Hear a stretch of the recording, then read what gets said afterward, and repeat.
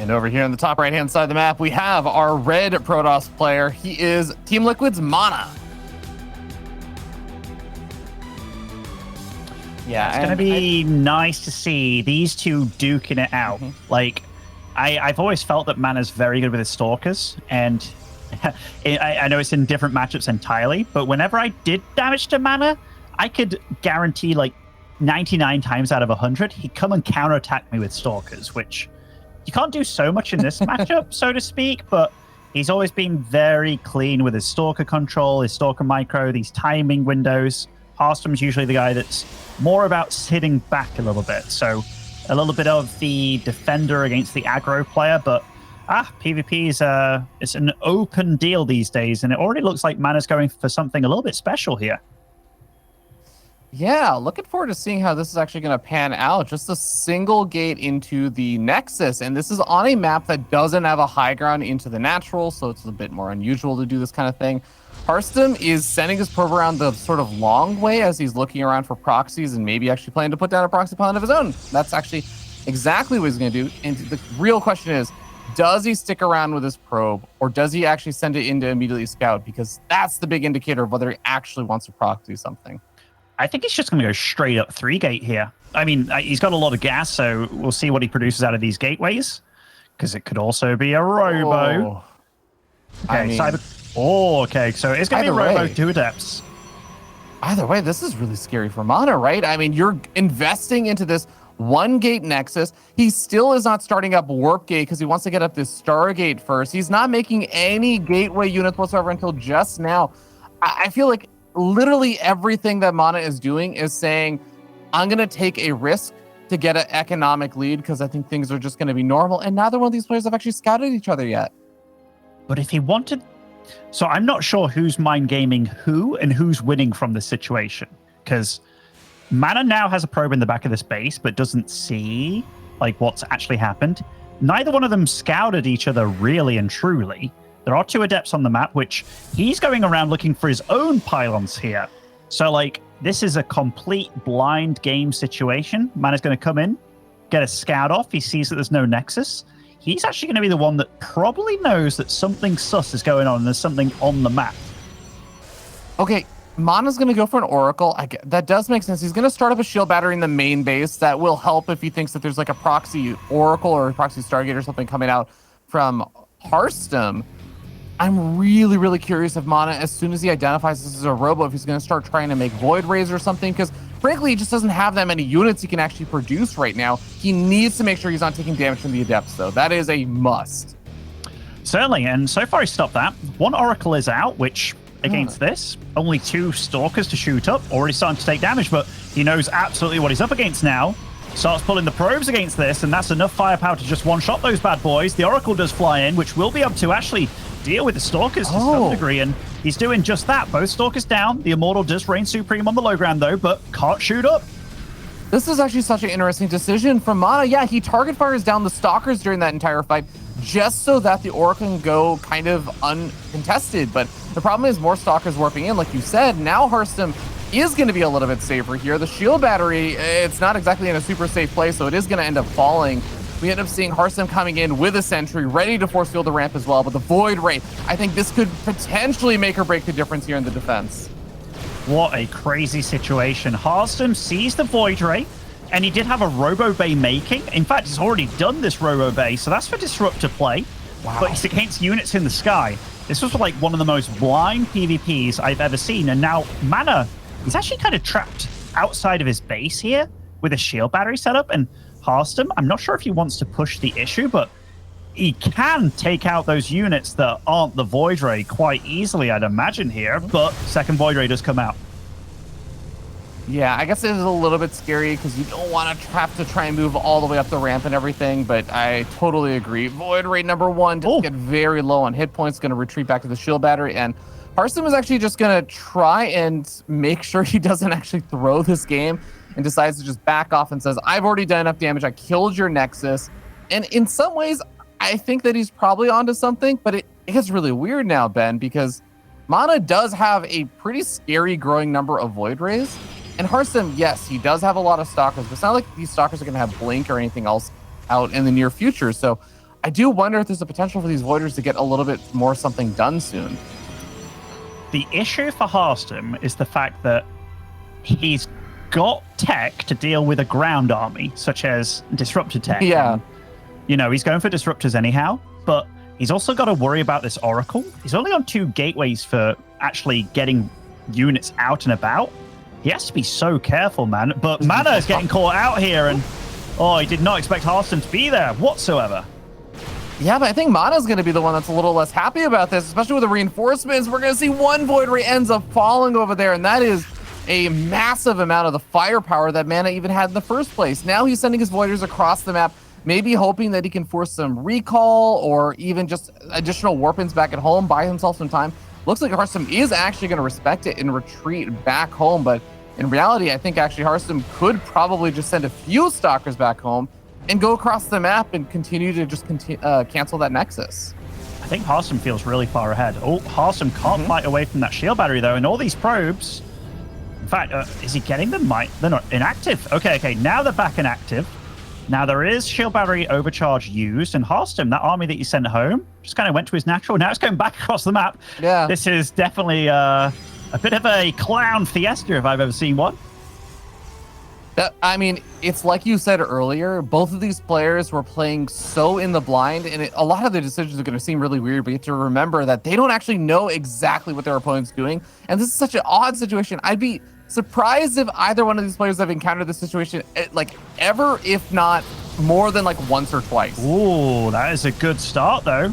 Getting quite a few of the energy there, but Disruptor comes in, at least. The Disruptor deals with the stasis, but has to wait for the cooldown now on that bad boy. MaNa did not use Prismatic alignment either just yet. Oracle does get taken out. Yeah, that is going to be a unfortunate loss there. I think the Voider is going to try and get the Observer before the Revelation wears off. They do manage to snag that. What MaNa would love to do is be able to find some kind of opportunity to snipe off the Warp Prism. I think that really, really shuts down a lot of the firepower of this attack, but I don't think Harstem's going to allow him any kind of easy opportunities for that. The Nexus already getting low. I think if Harstem gets the Nexus, like, that's actually enough damage. Oh my god, he gets the Sentries too with the Disruptor, though. Oh, he gets everything. There's enough Stalkers to take out the Void Rays, or is there? Yes, there is. Damage is done across the board there. Look at the resources lost tab. This is not a fair PvP.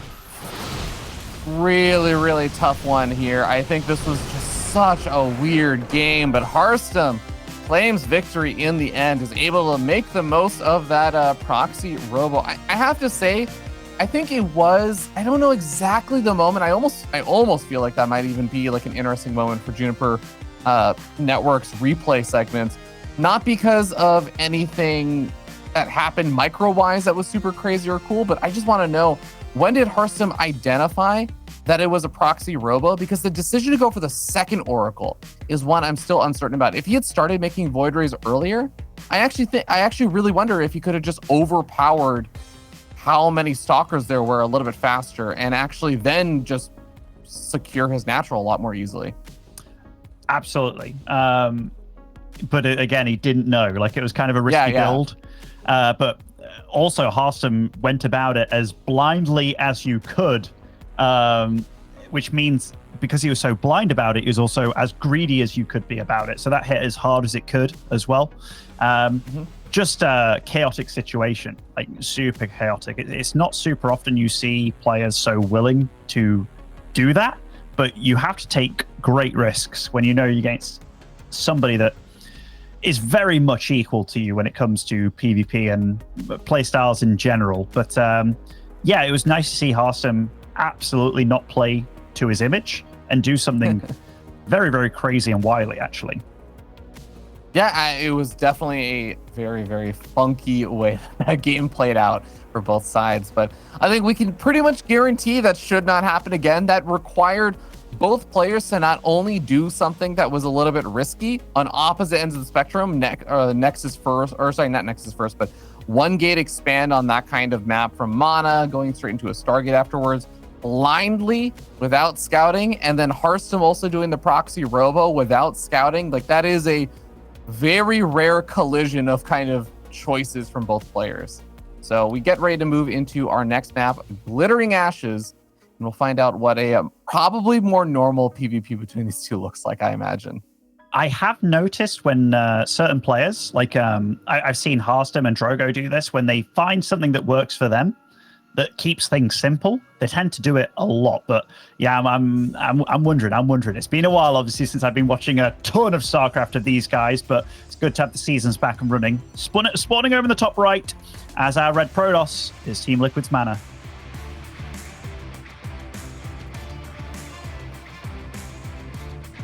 And on the other side of the map, we have the blue Protoss player currently sitting up 1-0. It is Harstem, Shopify Rebellion.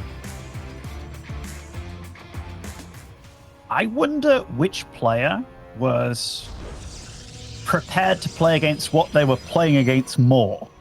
Like, obviously, you have to kind of say Harstem, but going up against a one-gate expansion where the one gate's on the high ground and then, low ground expo, because going up against that with what he had was almost ideal, I feel.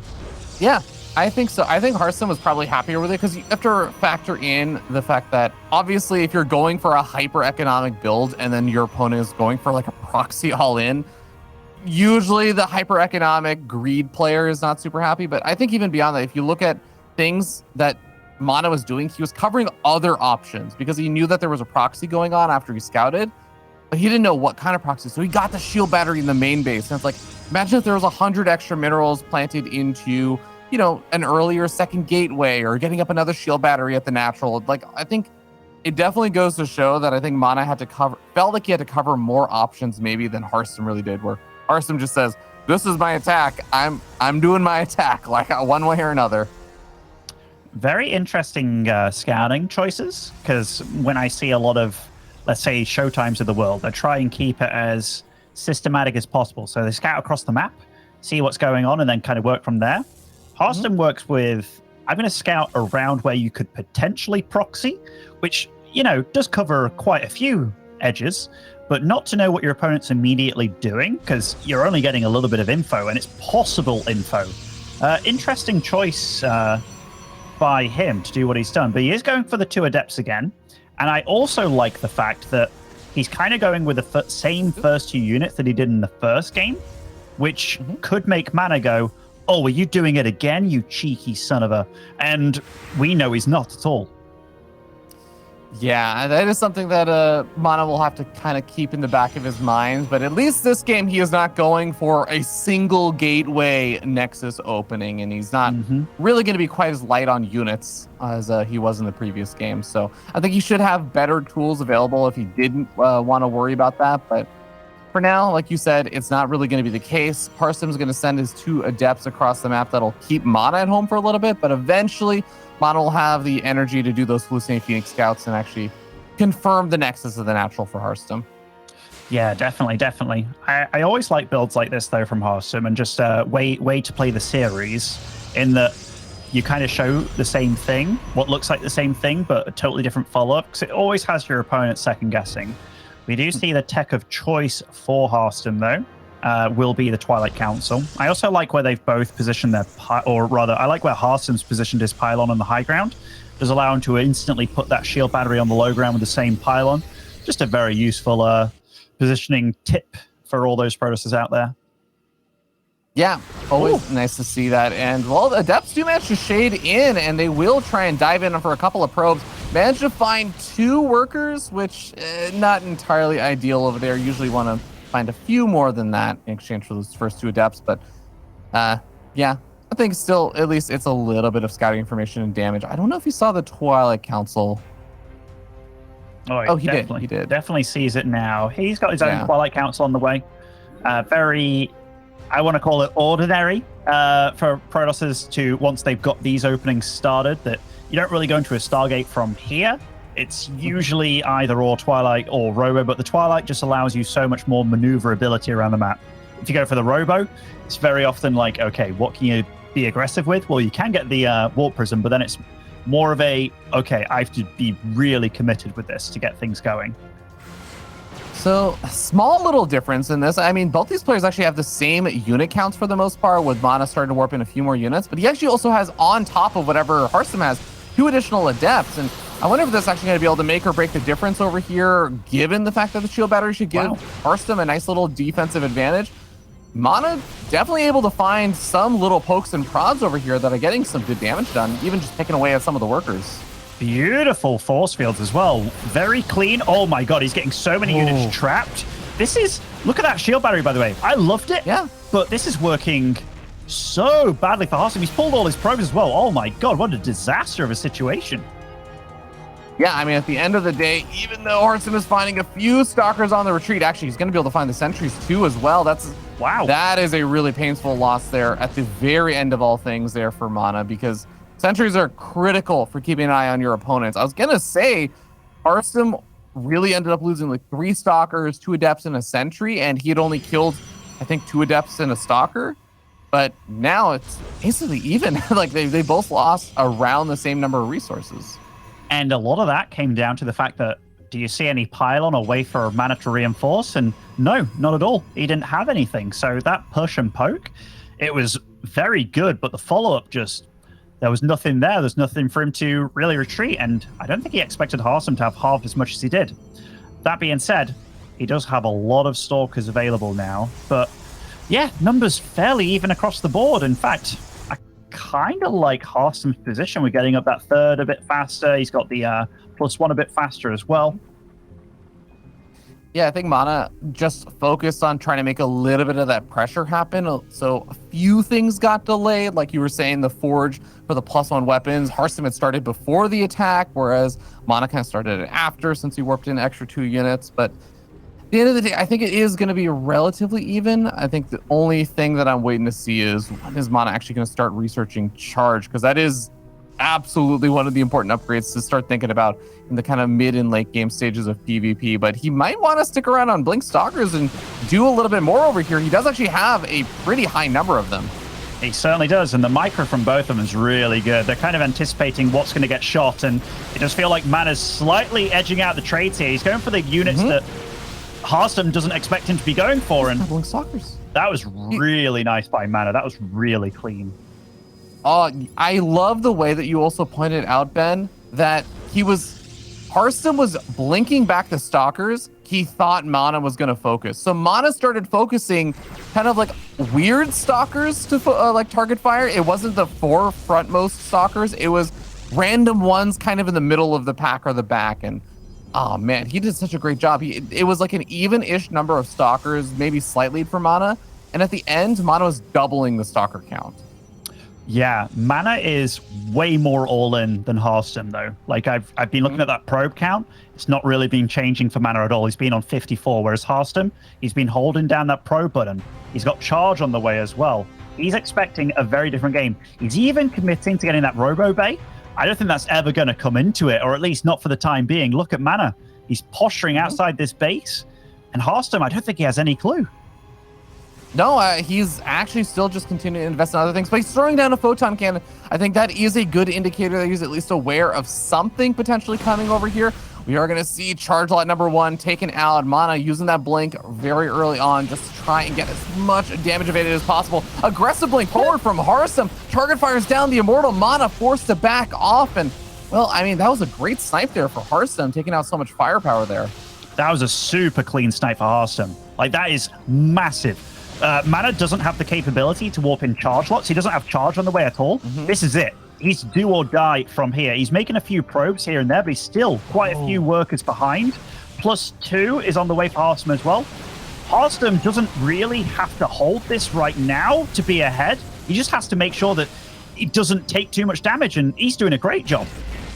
Yeah, I liked the idea there from MaNa, where he said, okay, well, I just need to try and contain you in the natural because I think you don't want to fight away from your shield batteries. And he sends 4 stalkers to the third, but Harstem actually had enough firepower to bully his way out of the natural and also just warp in some zealots over the third.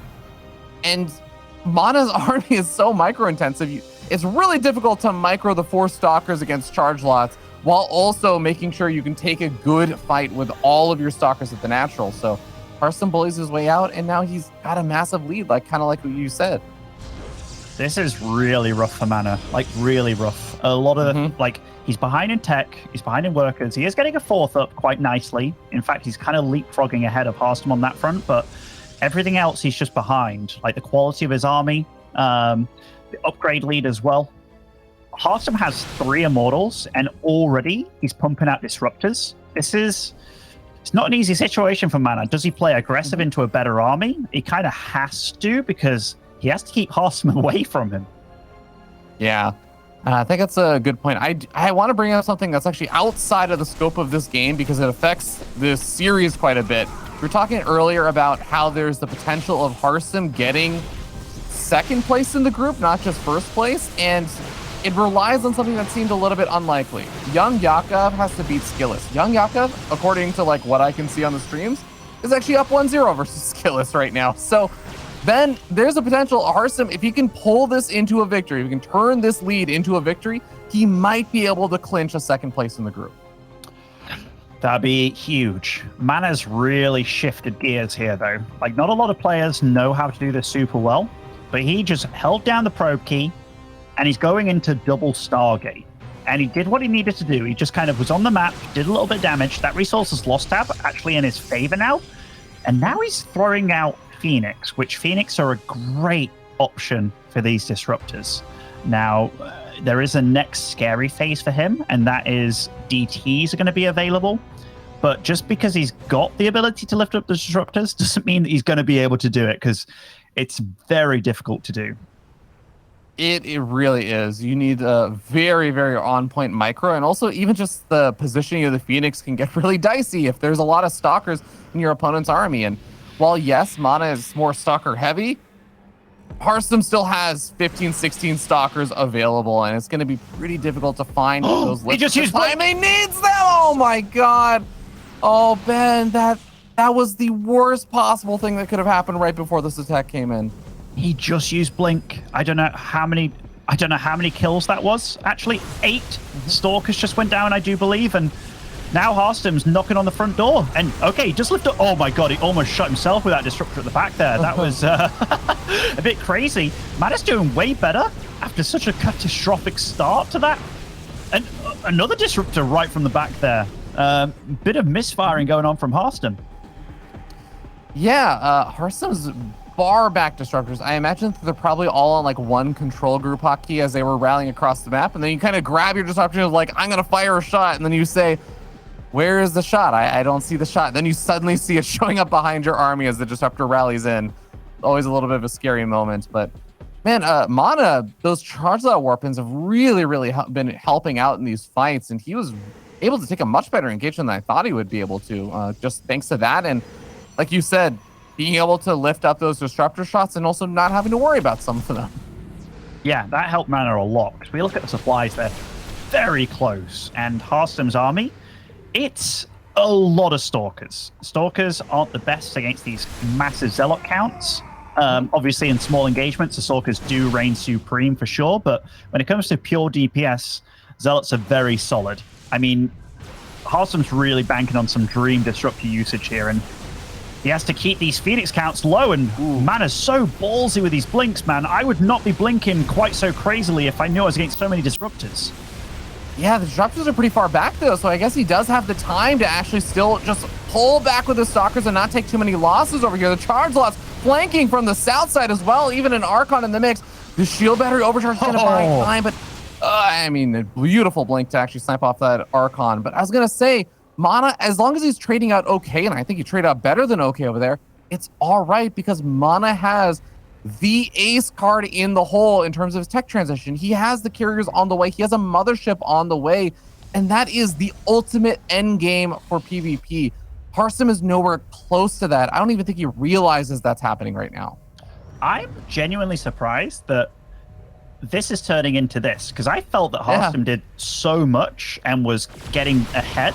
But MaNa's that shift of gears that he did, somewhere MaNa just came alive, man. Like, he's been handling these engagements so damn well. He's been doing things that are damn crazy, but he's been making it look absolutely how you should be playing. And you're absolutely right. That carrier transition behind all this as well, like, he's now the big bully on the playground. He's playing phenomenal.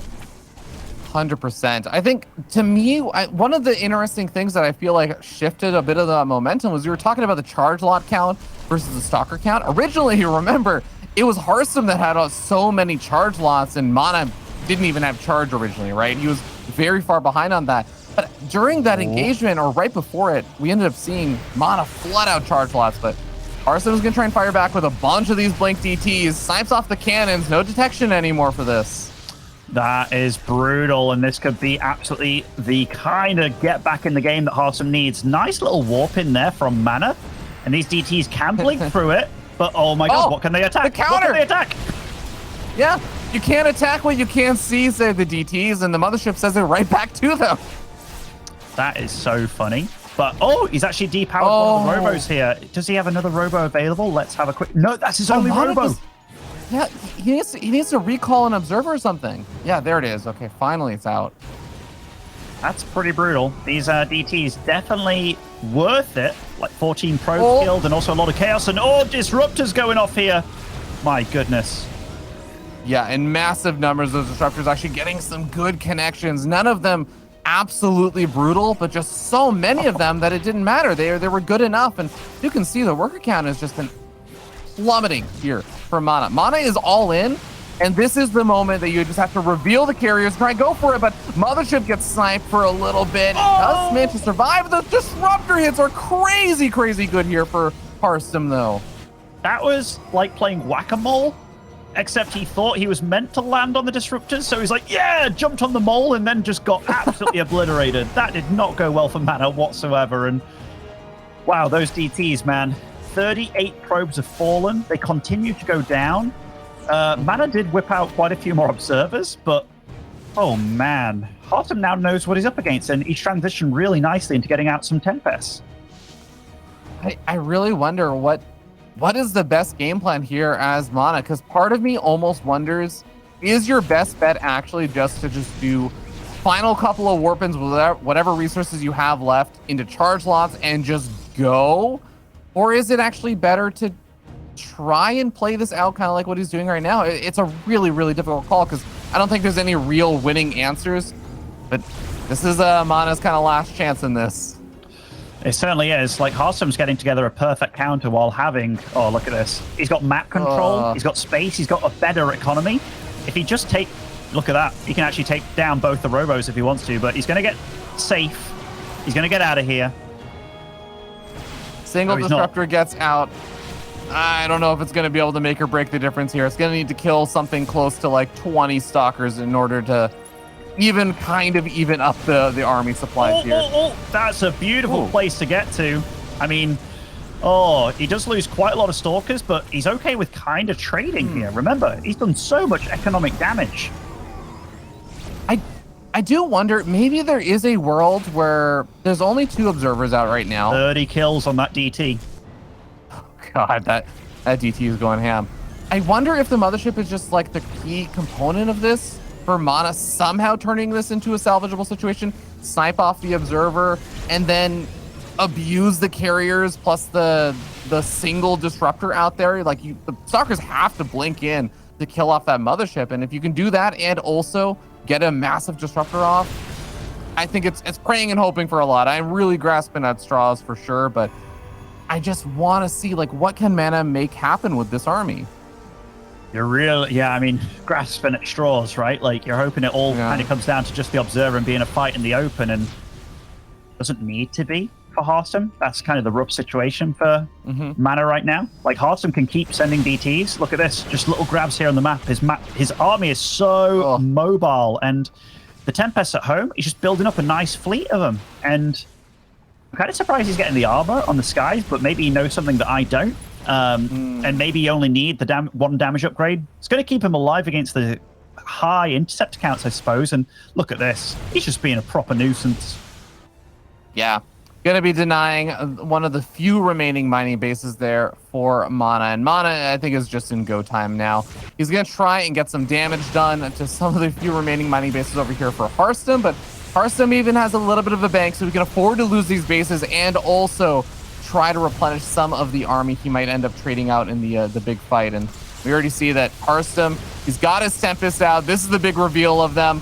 Mothership has very few chances to actually survive here, and it is going to go down. Oh, and now Harstem comes in with the rest of his army, and he's just picking the legs off this bug, and it's just a horrible situation. MaNa, these carriers, they're great at a straight-up fight, but Harstem's just not giving it to him. No, he is not. Harstem blinks on forward. He's ready to claim a 2-0 victory here versus MaNa. A very, very well-played game there in the end by Harstem. Makes a scary situation actually work out just fine.